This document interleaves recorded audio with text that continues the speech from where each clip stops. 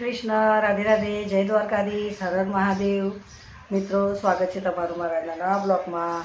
મિત્રો, સવારના 9:30 વાગીને 10 મિનિટ થઈ છે। તમે બધાને ગુડ મોર્નિંગ ને કેમ છો? તમે બધા મજામાં? બધા મજામાં રહો। દ્વારકાધીશ બધાને સારા સારા રાખે, મસ્ત રાખે। મિત્રો, જો બધું કામ મસ્ત પતી ગયું, નાઈ ધોઈને એકદમ ફ્રેશ બી થઈ ગઈ। આવી જમવાનું બનાવવાનું છે, પણ બતાવું શું બનાવું છું। અને ચેનલ પર આવો તો સબસ્ક્રાઈબ કરજો, વિડીયો સારો લાગે તો લાઇક શેર કોમેન્ટ કરજો।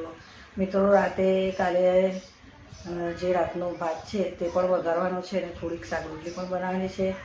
તો વિડીયોમાં બન્યા રહેજો। વિડીયો સારો લાગે તો લાઇક શેર કોમેન્ટ કરજો। અને ભાત તો એટલો બધો વધ્યો છે ને રાતનો એને પહેલાં વઘારી કાઢું। તો ચાલો વિડીયોમાં બન્યા રહેજો। વિડીયો સારો લાગે તો લાઇક શેર કોમેન્ટ કરજો। જો મિત્રો, રાતનો ભાત કેટલો બધો વધ્યો છે। ઉપવાસ હોય ને એટલે ખવાય નહીં બહુ।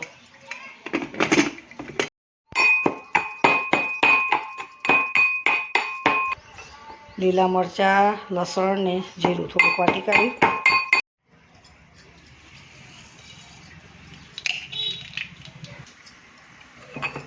વાટેલો મસાલો,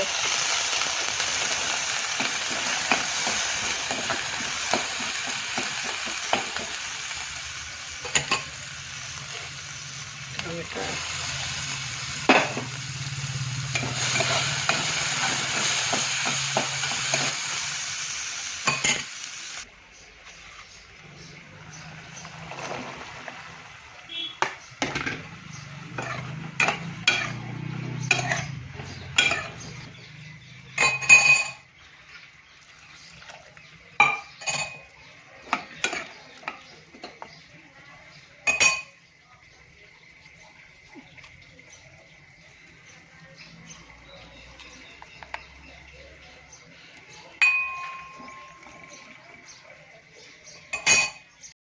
મિત્રો રહી વઘારો મૂકી। હવે આટલા લીલા મરચાં ને મીઠી લીમડી,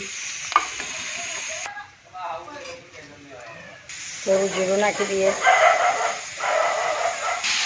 એક બાજુ શાક થાય છે ને એક બાજુ ભાત વઘારું છું। આ રાતનો ભાત જો કેટલો બધો છે। હવે થોડી હળદર નાખી દઈએ।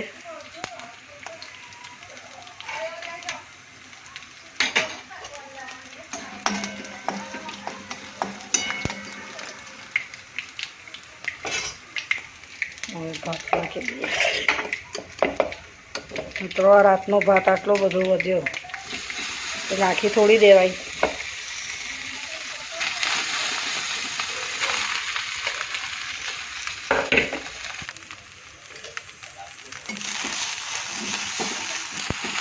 જો લીલા મરચાં, મીઠી લીમડી, જીરું, રઈ, હળદર ને તેલ, જો મસ્ત ભાત વઘારી કાઢ્યો।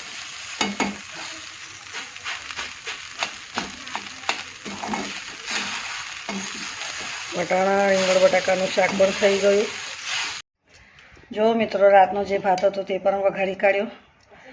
પછી વટાણા રીંગણ બટાકાનું શાક તૈયાર થઈ ગયું। તો ચાલો મિત્રો, બપોરનું મારું જમવાનું બનીને રેડી થઈ ગયું। રાતનો ભાત હતો તે વઘારી કાઢ્યો લીલા મરચાંમાં અને હળદરમાં।